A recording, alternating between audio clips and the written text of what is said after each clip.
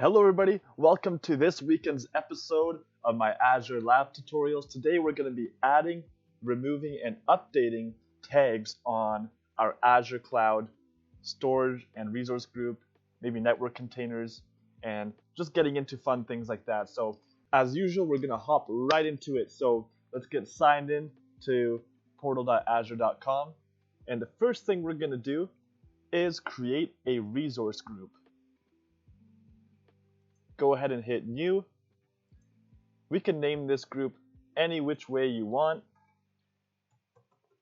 The subscription is pay as you go, but don't worry, it's free. And when you go into resource group, give it any name you want. I'm going to name it Anvil. Go ahead, create, nothing fancy. And just a disclaimer, if you ever get charged for whatever reason with Azure, you can dispute it with Microsoft and say that you were using it for learning purposes and lab purposes, and they will most likely almost always refund you. But I promise this lab is going to be all free and we don't have to worry about that. In the end, we're going to delete everything that we created anyways, so let's get back to it. Next thing we're going to do is go to the Cloud Shell icon up here,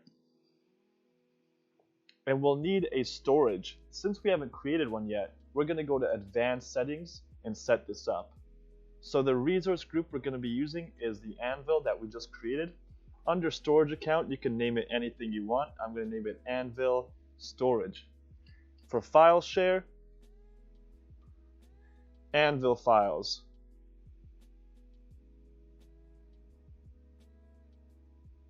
I've been playing a bit of Elder Scrolls lately, so in Oblivion, there's a town called Anvil, so I've been just naming everything Anvil in my labs. In my last video, we used PowerShell for all the Windows users out there, but this episode, we're going to be using Bash. So everybody who's familiar with Linux, this is going to be great for you, and you're welcome to carry along with me using Bash. And of course, this also works in PowerShell. You don't have to use Bash or PowerShell, you can use one or the other, but this one, we're going to be using Bash.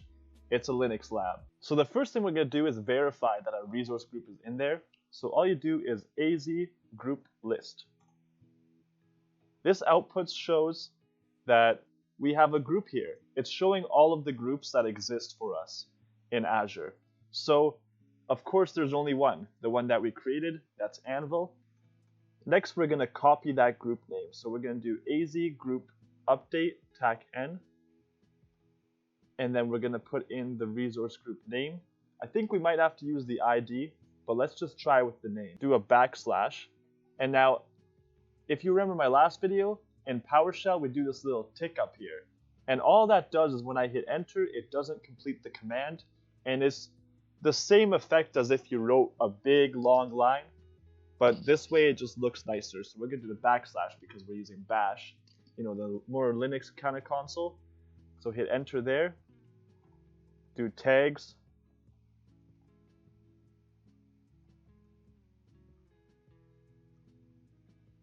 So here we just kind of put in a name. Department. This is going to be an IT department, let's say. Created by, and I can put in Hungarian nerd. So that might not work because it did work, but sometimes when you're creating things in Azure, you actually have to take the ID, like the big long string, but in this instance, you can just use the name. So just like that, we added a tag to this group. We actually added 3 tags. So now if we go and minimize this and go under our resource groups, go under tags, we can see now that there's 3 tags added here. And by the way, you can add tags through this interface as well. So you can add, put in a name here. So let's say cost. A lot of finance managers and people working in sales, budgeting, they want to see what kind of costs are going along with things. So, we could put in cost for, the migration project for January. And then here in the value, we could say, well, this is costing us like $50 a month. That's just a quick example. So, you can hit apply here, and that will put that in there. And if we go back here, we can do AZ group list. And now it's showing us, back up here when we first did it under tags, it didn't show anything. But now when we're listing it, it shows who it's created by, what the cost is for what project we're using it for, what department it is in, what environment it's a part of. So it's part of production, not a testing. So now for this next part, we're going to create a VM, a virtual machine. For that, you can hit this little icon here, or if it's not there, you could type in VM or virtual machine. Let's go ahead and add a virtual machine. So it doesn't matter what kind of virtual machine we're spinning up right now, because the only thing we're focusing on is the tags associated with it. So virtual machine name, VM, Ubuntu. So, Azure comes with a lot of images that we could set up. We could spin up a Red Hat, a CentOS server, anything you really want in there. So it doesn't matter, just whatever you want. So as you can see, there are some costs that come with spinning up a VM, but it's no problem because we're not going to be using these in production, and we can get rid of them as soon as we're done with this lab. So let's go down here, review and create.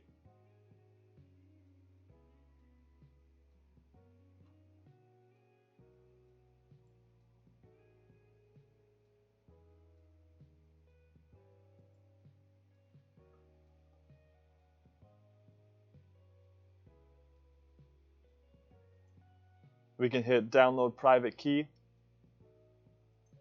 And this one you can just save on your desktop. Fast forward ahead of time, our deployment is complete. So now if we go to this resource, if we go under tags, we don't have any tags, but it is under our resource group Anvil, which does have tags. So if we go under here now, we can do CLS for clear, or you can type in clear. Either command works. Oh, no, CLS is for PowerShell. My apologies. So we can go ahead and list that VM.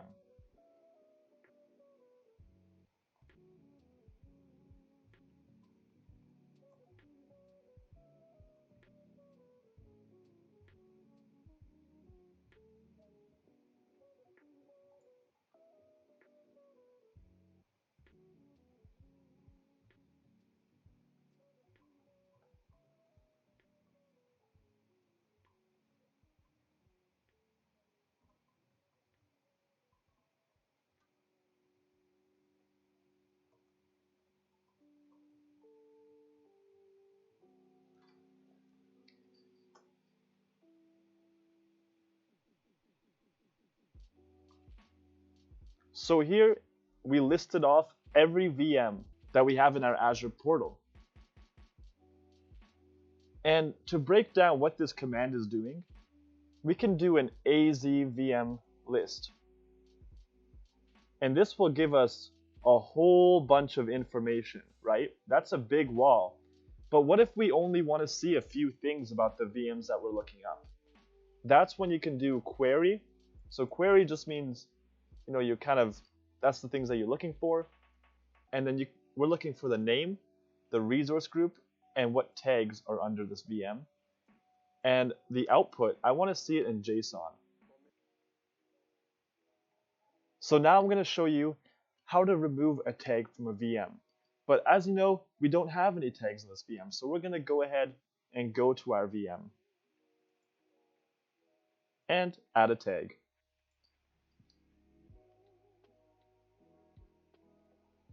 Environment test. Hit apply. So we have a tag now. Now we can go and type in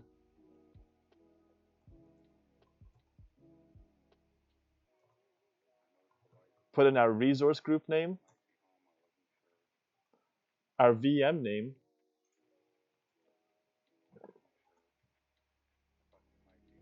our action that we want to do, and the tags that we want to delete. What did I name the tag?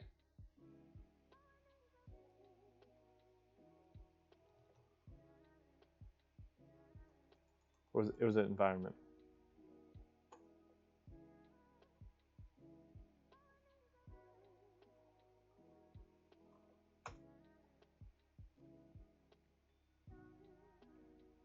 So it is case sensitive.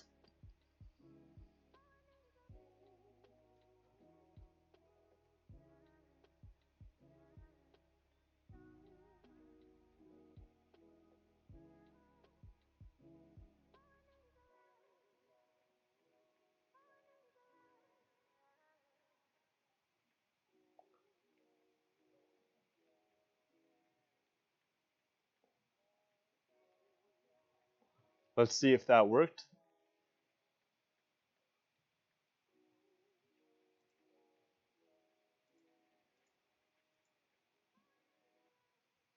And as you can see, there is no more tags on this VM.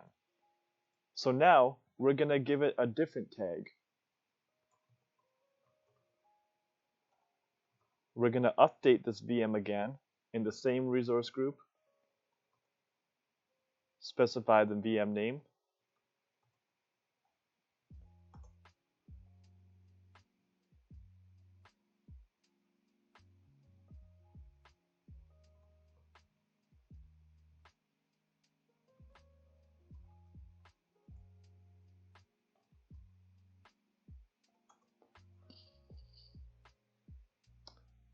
So I put in a typo.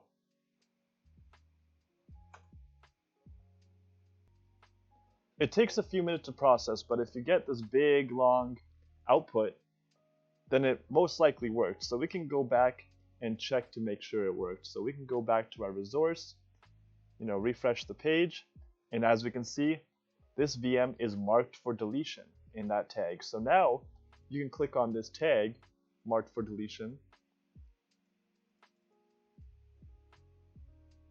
and it's just a great way to organize everything. It's a great way to find out what's happening with things, how much things are cost, and you can look at pretty much any resource group, any storage, any virtual machine, anything, any security group or network or VLAN or router or switch, and you can see in the tags automatically what's going on with that. What is it associated with? How much does it cost? Is it being used? Is it being processed to be deleted? Are we going to try to upgrade it soon? Is it going through any kind of maintenance? And just so many awesome things. Is it read only, or is it a write and read, or anything you need to know about it? So tags are super useful. You always want to put as many tags as you can to keep things organized. So let's go ahead and proceed. We're going to do some tags for one more thing in this video, and that's for virtual networks. And I don't believe we have any set up right now. So let's go ahead. Oh, we do have one set up. So the Anvil VNet, that's our virtual network. That means it's set up automatically as we were creating our virtual machine. Because as you know, when you spin up a virtual machine, it gets a NIC, a network interface card, and that is virtual. So in order for a NIC to come up, we need a virtual network to give it an IP address. So Azure spins up a default virtual network automatically for us when we're creating virtual machines. And if we already have a virtual network spun up, then the virtual machine is just going to get an IP address from whatever resource group is associated with that virtual network. So let's go ahead and add some tags. So let's go ahead and manage some tags with this virtual network.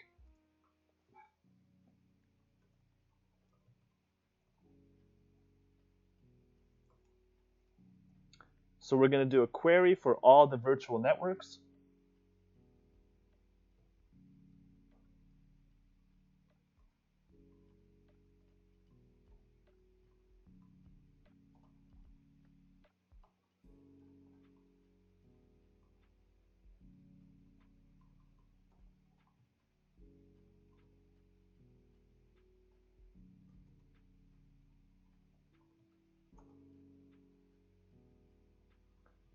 So we have this resource group, the one that we were just looking at, or sorry, this virtual network, the one we were just looking at, associated with our resource group Anvil. There are no tags associated with it. And now what we can do is add a tag to it. Let's go ahead and add a tag. VLAN 5. So let's say this is a virtual network on VLAN 5. And let's say that's a mistake. Let's say it's actually VLAN 8. Well, how do we go about overwriting that? So we can do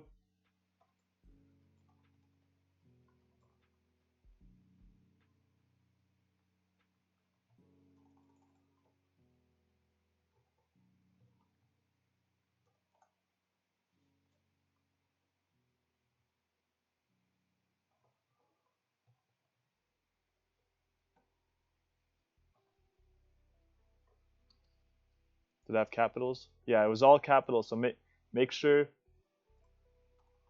it's case sensitive.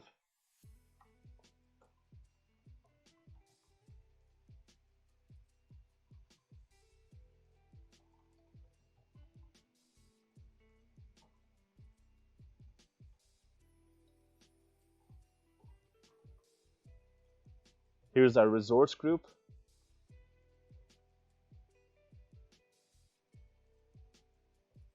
Our VNet name.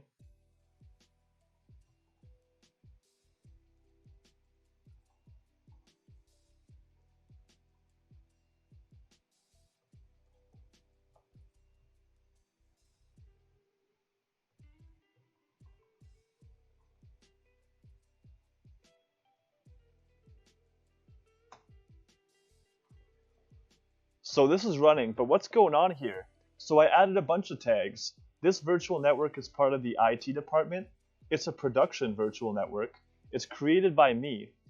It's in the resource group Anvil, and we're specifying what we're overwriting, the resource type. So this is a Microsoft Network Virtual Networks. That's the type of service or resource.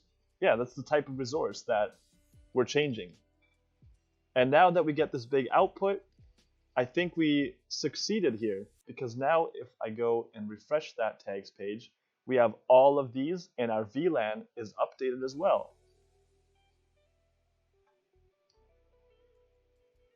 So now we can go back into our virtual machine, and since it's marked for deletion, we can go ahead and delete that machine. Type yes to confirm.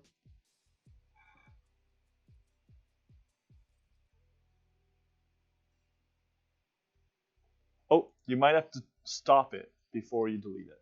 So let's go ahead and stop.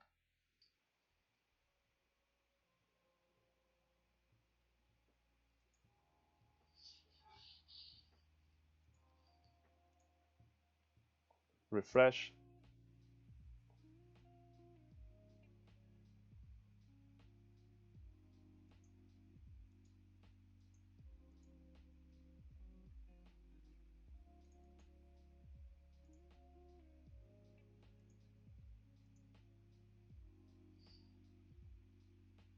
Says the virtual machine was not found because I already deleted it. That's right. Anyways, everyone, we can go ahead and delete all these things. No problem. I'm hoping you enjoyed the lab today, and I'll see you guys in the next video.